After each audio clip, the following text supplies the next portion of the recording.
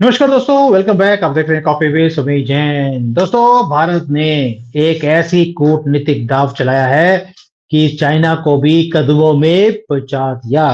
अब हुआ क्या है?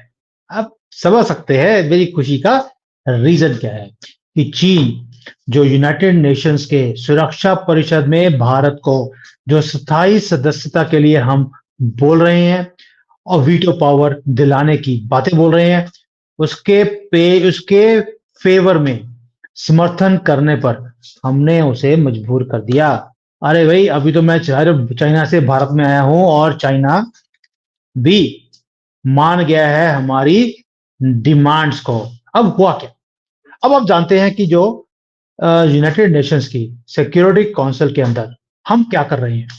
भारत वहां पर जो सदस्यता है उसको लेकर इन दिनों बहुत ज्यादा चर्चा पूरी तेज हो चुकी है, पूरी दुनिया में बात चल रही है। भारत भी कोई काम छोड़ नहीं रहा। हर मोर्चे के ऊपर हम बार बार संयुक्त राष्ट्र जो ये कि यूनाइटेड नेशंस है उसके अंदर बदलाव की मांग कर रहे हैं और ओपनली डंके की चोट पर बोल रहे हैं, जिसे लेकर अधिकतर अब देखता है कि चाइना अपनी चुप्पी साध लेता है या मुंह को मोड़ लेता है। लेकिन चीन ने पहली बार यूनाइटेड नेशन सुरक्षा परिषद में बदलावों को लेकर एक बयान दिया। इसके साथ ही भारत की जो सदस्यता है उसको लेकर भी उसने अपने विचार रख दिए। इस बयान में भले ही सीधे तौर पर भारत का नाम खुलकर नहीं लिया गया, लेकिन यह इशारा भारत ही था। मैं समझाऊंगा सारा कुछ वो कैसे है। और चीन ने कहा है कि सुरक्षा परिषद में सुधारों का फायदा केवल कुछ लोगों के समर्थन के साथ नहीं होगा, वरना पूरी दुनिया को फायदा होने वाला है इसके अंदर जब सुधार हो जाएंगे। भाई, कुछ लोगों के स्वार्थ को सीधा करने के लिए या समर्थन करने से चेंजेस नहीं आएंगी। ये क्या बोल रहा है? चीन बोल रहा है सुधारों की बात, किसी को सीधा करने की बात। किसी का क्लेम है कि उसे यूनाइटेड नेशंस की परमानेंट सीट के ऊपर आना चाहिए, हम उसके कारण ये सुधार नहीं करना चाहते। मतलब कि रस्सी जल गई बल नहीं किया। दोस्तों, वही काम है। चाइना की भाषा मैं अच्छी तरह से समझता हूं। दर्द कहाँ है और लटका पड़ा है ये भी मैं समझता हूं, और पिछवाड़ा लाल कहां से है ये भी समझता हूं। अब भारत के जो हमारे विदेश मंत्री लठ लेके हमेशा ही खड़े रहते हैं, नाम भी है जयशंकर जी। उन्होंने अभी अभी नई दिल्ली में एक रायजीना डायलॉग हुआ था 2024, उसके अंदर भी उन्होंने बोल दिया कि भाई यूनाइटेड नेशंस के अंदर सुधारों की बहुत सख्त जरूरत है और हमें सबको मिलकर इसके ऊपर काम करना चाहिए। अब किया कहाँ है? स्टेटमेंट कब दी है? ये दी है जब अमेरिका के नेतृत्व वाले जो सारे देशों के प्रतिनिधि उनके सामने बैठे हुए थे। भाई, हम जो है कटांच कसते हैं तो जोरदार कसते हैं और मुंह के ऊपर कसते हैं, और सामने वाले को यह समझ नहीं आता इसका आंसर क्या दे। अब जयशंकर जी ने क्या बोला है कि जो वेस्ट के कंट्रीज हैं उनका लीडर है यूएसए, वो जो चाहता है वही होता है। लेकिन प्रॉब्लम क्या है? प्रॉब्लम यह है कि दुनिया में इतनी ज्यादा वैश्विक दिक्कतें हैं और इन सबके साथ छेड़छाड़ किया जा रहा है, लेकिन कहीं भी किसी भी चीज का समाधान नहीं ढूंढ पा रही है दुनिया, उसमें विफल रही है। यानी कि कहीं ना कहीं सोच में और चीजों को टैकल करने में दिक्कत आ रही है। रीजन है एक या दो कंट्रीज पूरे दुनिया के ऊपर अपना सिस्टम को काबिज करने की बातें करते हैं, असफल रहे हैं, लेकिन सुधार करने में या दूसरे लोगों की राय लेने में असमर्थ हैं या सोचते हैं कि हमें जरूरत ही नहीं है। अब जो नई दिल्ली में राइजिना डायलॉग हुआ था उसके कुछ दिन पहले जर्मनी के अंदर भी एक म्यूनिक्स सुरक्षा सम्मेलन जिसको बोलते हैं वो वहां पर आयोजित किया गया था। इस सम्मेलन के अंदर भी हिस्सा लेने के लिए दुनिया भर के जो दिग्गज नेता हैं पहुंचे। भारत की तरफ से हमने एक छोटा सा अपना विदेश मंत्री जिसका नाम था अगेन जयशंकर, इनको भेज दिया हिस्सा लेने के लिए। अब इनको देखते ही बड़े बड़ों की पैंट खिली होनी शुरू हो गई है। वहां पर चीन के विदेश मंत्री वांग यी वो भी पहुंचे हुए थे। जब म्यूनिख सुरक्षा सम्मेलन का समापन हो गया तो सभी नेता एक दूसरे से मुलाकात कर रहे थे। तभी कुछ ऐसा देखने को मिला जो हमने कभी भी देखा नहीं है। और हुआ क्या कि भारत के खिलाफ बयानबाजी करने वाले चीन के विदेश मंत्री वांग यी की नजर विदेश मंत्री जयशंकर के ऊपर पड़ी और वो खुद ही उनकी तरफ बढ़े और जयशंकर जी के साथ उन्होंने हाथ मिलाया। दोनों ने एक दूसरे के साथ बातें करी, आपस में गुफ्तगू करने लग गए। जिस वक्त जयशंकर जी और वांग यी मुलाकात कर रहे थे, उस वक्त विदेशी मीडिया वहां जो खड़ा हुआ था, वो कैमरों के साथ उन्होंने उन दोनों को घेर लिया। भाई ये क्या हो गया? हम तो सारी उम्र इन दो कंट्रीज को एक दूसरे से लड़ाने में लगे रहे, ये दोनों जफ्फियां पाके बातें कर रहे हैं और वो भी कानों में बातें हो रही हैं। ये क्या हो गया? दोनों नेताओं ने काफी देर तक एक दूसरे से बातें करी और उन दोनों में एक गर्मजोशी देखने को मिली। दोनों के बीच क्या-क्या बातें हुई ये बाद में पता लगेगा। लेकिन जो माहौल था वो बहुत ही बढ़िया था और जयशंकर जी उनको मुझे लगता है एक ही बात समझा रहे थे, बेटा तुम्हारा टाइम गया, भारत का टाइम आ गया है। नेहरू नहीं हैं जिन्होंने परमानेंट सीट हाथ में आती हुई तुम्हें दान में दे दी। हमें छीन कर भी लेनी आती है, ये मोदी है तो मुमकिन है। सीधे तरीके से मान जाओ वरना हमें दूसरे तरीके से भी यूनाइटेड नेशंस की सीट लेनी आती है। और वांग यी भी बोल रहे होंगे, जयशंकर जी आपके तो नाम में ही शंकर है, भाई अगर शिव होता तो भी बच सकते थे, शंकर का मतलब है डिस्ट्रक्शन ही करोगे हमारी। हम भी इसके बारे में विचार कर रहे हैं लेकिन क्या करें, हमारी तो नाक ही बहुत बड़ी है, इसे बचाना भी बड़ा जरूरी है। तो चाइनीज की तो नाक ही इंपॉर्टेंट होती है, जबकि इनकी नाक होती तो बहुत छोटी है, लेकिन वो भी क्योंकि छोटी होती है तो बचानी भी मुश्किल है। इनका लगता है कि हल्का सा भी मोदी जी ने जयशंकर ने कट डाला तो नाक ही गई। तो इसलिए उन्होंने बोला मैं सोच रहा हूं कि तुम्हारे लिए हम क्या काम करें, लेकिन अभी आप चुप रहिए, हम इसके ऊपर बात करना चाहते हैं। अब इस सम्मेलन में ब्रिक्स के उदय को लेकर भी बहुत बड़ी चर्चा हुई थी, जिसमें चीन और भारत दोनों शामिल हैं ब्रिक्स के अंदर। और कहीं ना कहीं वेस्ट को लगता है कि वेस्ट वेस्ट की जो दादागिरी है उसको कहीं ना कहीं ब्रिक्स एक मुकाबला दे रहा है और अमेरिका को कोई मुकाबला दे दे वो बर्दाश्त नहीं कर सकता। इसलिए कभी वो चाइना के खिलाफ षड्यंत्र रचते हैं, कभी भारत के खिलाफ षड्यंत्र रचते हैं और यही बात जयशंकर जी और मोदी जी चीन को बहुत देर से समझाने की कोशिश कर रहे हैं कि भैया तुम बंदे का पुत्र बन जाओ, तुम्हें ये यूज कर रहे हैं मेरे साथ लड़ाई करने के लिए और मुझे यूज कर रहे हैं तेरे साथ लड़ाई करने के लिए। ना फायदा तेरा है ना मेरा है। इसलिए अगर हम चाहते हैं कि हमारी कंट्रियां मजबूती से आगे चलें और यूनाइटेड नेशंस को एक पावरफुल टूल की तरह हम यूज करें, एक ही काम है, तुम और मैं इकट्ठे मिलकर काम करें।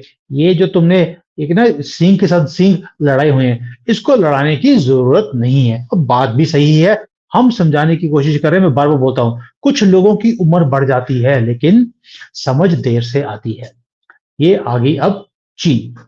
अब जो चीन है, जब चीन विदेश मंत्री अपने देश में पहुंचे यानी कि चीन में पहुंचे, उन्होंने भारत की जो आलोचना करते हैं उसको खारिज कर दिया, जो हमेशा करते हैं कि संयुक्त राष्ट्र यानी कि यूनाइटेड नेशंस की सुरक्षा परिषद में स्थायी सदस्यता के रूप में भारत के प्रवेश को या रोका जाए या उसके अंदर रोड़े अटकाए जाएं। ये बात उन्होंने नहीं बोली पहली बार। उन्होंने आगे भी कहा इस मुद्दे पर और गंभीर जो मंथन है वो हम करेंगे और करने की अब जरूरत पड़ गई है।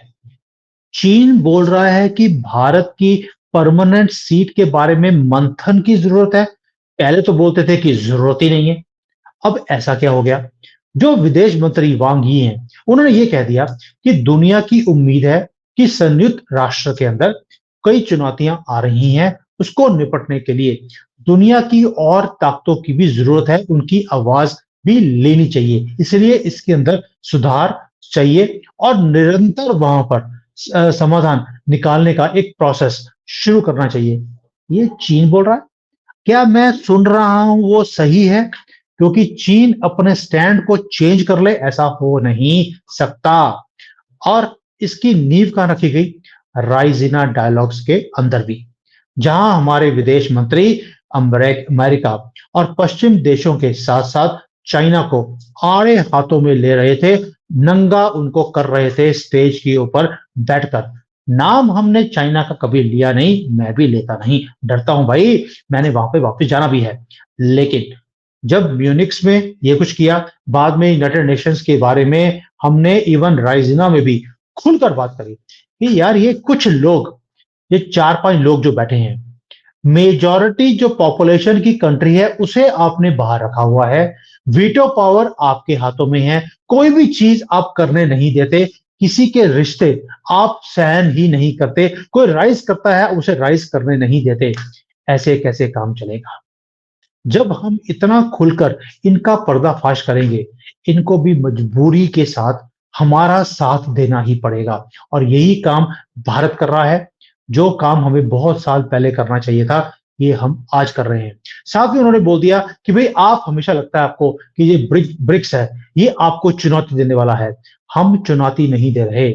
हम यूनाइटेड नेशंस को या यूनाइटेड स्टेट्स को हम बाहर नहीं निकाल रहे, हम आपके पैरेलल नहीं खड़ रहे। ये आपकी मजबूरी है कि आपका दिमाग ऐसे चलता है कि हम आपके अंडर नहीं हैं। हम आपके अंडर बनना भी नहीं चाहते। भारत है, इंडिपेंडेंट है। हम आपके साथ मिलकर ही काम करेंगे। अंडर होना और साथ में मिलकर काम करने में जमीन आसमान का फर्क है। दोस्तों, अब आप समझिए कि जयशंकर जी ने इस मीटिंग में क्या किया है। एक स्टेटमेंट जयशंकर जी की अमेरिका को आड़े हाथों ले लिया, चीन को मजबूर कर दिया सोचने के लिए कि आज अमेरिका जैसी सुपर पावर को हम कुछ नहीं सोचते, इस उंगली पे नचाते हैं।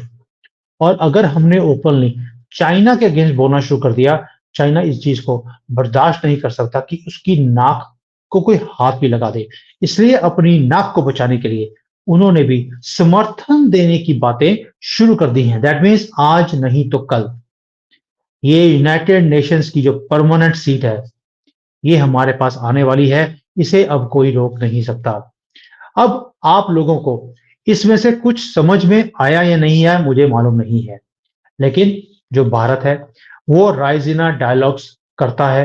वो कभी म्यूनिक्स की सुरक्षा सम्मेलन में जाता है, वहां पर क्या क्या बोलता है, हमारी मीडिया इसके बारे में कोई बात ही नहीं करती, जैसे कि वहां पे कुछ हुआ ही नहीं। लेकिन मैंने भी क्या किया, जो भारत की कूटनीति है उसके एक एक पहलू को आपके सामने रखा, ताकि आप लोगों को समझ आए कि हमारे पीछे हो क्या रहा है। जब हमारा ये यूनाइटेड नेशंस की सीट परमानेंट हमें मिल जाएगी, तब आपको याद आएगी ये मेरी वीडियो, जिसमें मैंने आपको एक एक स्टेप समझाया है कि मोदी जी जयशंकर जी के थ्रू कैसे काम कर रहे हैं, एक भूमिका बना रहे हैं, एक ग्राउंड वर्क बनाया जा रहा है। और जब मौका आएगा उस दिन आप भंगड़ा डालेंगे। लेकिन इस प्रोसेस को जो पिछले 5-6 साल से चल रहा है यूनाइटेड नेशंस की परमानेंट सीट लेने का, इसके बारे में आपको अंदाजा इतना भी नहीं है कि पीछे कितना ग्राउंड वर्क है। आपने 370 देखा, मैंने वीडियो बनाया था कि क्या 370 को हटाना इतना आसान था? 6 साल की मेहनत थी।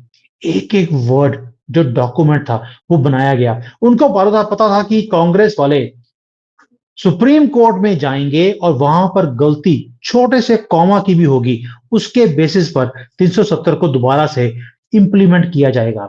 लेकिन जो हमारे करप्ट जजेस हैं, उन्होंने भी छानबीन पूरी करी, कितने दिन पढ़ते रहे डॉक्यूमेंट को, कोई स्पेलिंग मिस्टेक्स आ जाए, कोई कॉमा फुल स्टॉप की मिस्टेक आ जाए, ढूंढ ही नहीं पाए। रीजन था 5-6 साल की मेहनत। कितनी बार डॉक्यूमेंट को चेंज किया गया, बनाया गया, फिर इंप्लीमेंट किया गया।